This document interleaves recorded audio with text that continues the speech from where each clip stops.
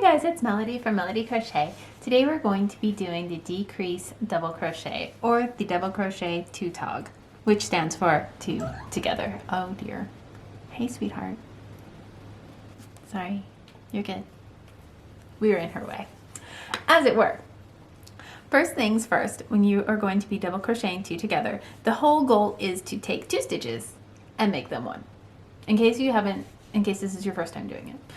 It is going to decrease us one stitch. You're going to yarn over, insert into your stitch as you regularly would, yarn over and draw up a loop, yarn over, pull under two. So that's the first half of a double crochet. Then you're going to yarn over, insert into the next stitch, yarn over, draw up a loop, yarn over, pull under two. And that's the first half of another double crochet. So you've done that twice. Yarn over, pull under everything on the hook. And that is the entire stitch. Now you can't tell it, it still looks really bulky from here, but it is two stitches and they only have one V.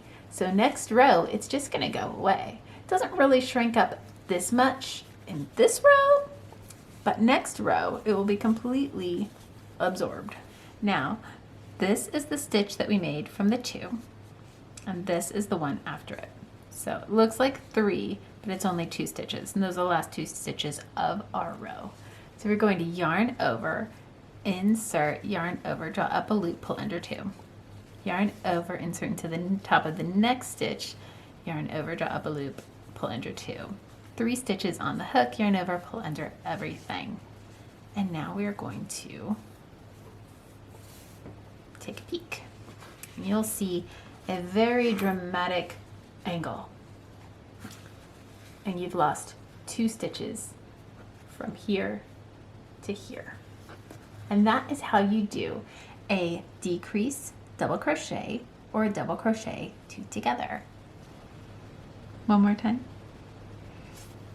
Such a good girl. Yes, Mommy loves you.